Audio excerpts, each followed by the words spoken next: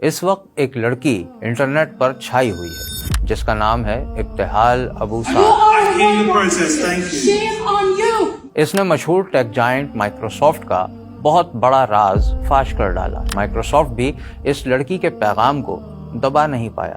The fear of contributing to the genocide in Gaza is greater for me. اسے ایک لمحے نے technology کی دنیا کو ہلا ڈالا۔ مائکروسافٹ انجینئر ابتہال ابو سعد نے اپنی کمپنی کے سربراہوں کو مخاطب کیا جن میں بل گیٹس بھی شامل تھا۔ اس کا پیغام بہت واضح تھا۔ Stop using AI for genocide, Mustafa. Stop using AI for genocide in our region. You have blood on your hands. All of Microsoft has blood on its hands.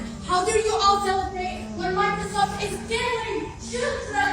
Shame on you all. نسل کشی کے لیے اے آئی کا استعمال بند کرو۔ اب سمجھیں کہ ہوا کیا تھا اور مائکروسافٹ کا کردار کہاں تک جاتا ہے۔ آئیے اسے سمجھتے ہیں۔ مائکروسافٹ کی 50ویں سالگرہ کی تقریب کے دوران ابتہال ابو سعد نے اے آئی کے سی ای او مصطفیٰ سلیمان کو تقریر کے دوران ٹوک دیا اور اس کے ساتھ ساتھ کمپنی کو واضح طور پر فلسطین کی جنگ سے منافع کمانے میں شریک قرار دیا۔ سیکیورٹی نے اس لڑکی کو دھکیل کر اس ہال سے تو باہر نکال دیا، لیکن بات یہاں ختم نہیں ہوئی۔ ابتہال نے پوری کمپنی کو ای میل بھیجی اور مسلم نسل کشی میں مدد فراہم کرنے کی وجہ سے مائکروسافٹ پر پھٹ پڑی۔ اس نے بتایا کہ اسرائیلی افواج نے مائکروسافٹ اور اس کی بنائی ہوئی اے آئی ٹیکنالوجی کا استعمال انٹیلیجنس کے لیے کیا۔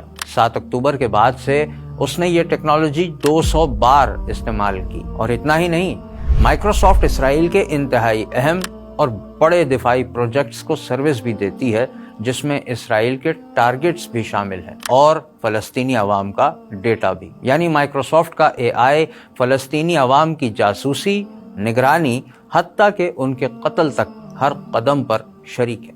ان ٹارگٹس میں عام آبادی، صحافی، ڈاکٹرز اور طبی عملہ شامل ہے۔ ابتہال اور کئی دوسری رپورٹس کے مطابق مائکروسافٹ کا اسرائیلی ڈیفنس منسٹری کے ساتھ $133 ملین کا معاہدہ بھی ہوا ہے۔ ابتہال کا لکھا ہوا کوڈ جو اس نے آسانیاں پیدا کرنے کے لیے بنایا تھا، اب مبینہ طور پر فون کالز کو ٹریس کرنے کے لیے استعمال کیا جا رہا ہے، جس سے اسرائیلی فوج حملے کے لیے نشانے تلاش کرتی ہے۔ ذرا سوچ کر دیکھیں کہ مائکروسافٹ اب صرف سافٹ ویئر نہیں بنا رہی ہے بلکہ جنگ کو ایندھن فراہم کر رہی ہے اور اس سے منافع کما رہی ہے۔ اور جب ابتہال یا دوسرے مسلمان ملازمین آواز اٹھانے کی کوشش کرتے ہیں تو ان کی آواز کو دبایا جاتا ہے، انہیں ڈرایا جاتا ہے، بلکہ ملازمت سے نکال دیا جاتا ہے۔ ابتہال اس وقت سب سے بڑی آواز بن چکی ہے جس نے یہ بتایا کہ ٹیکنالوجی کی یہ بڑی کمپنی کس طرح نسل کشی میں مددگار بنی ہوئی ہے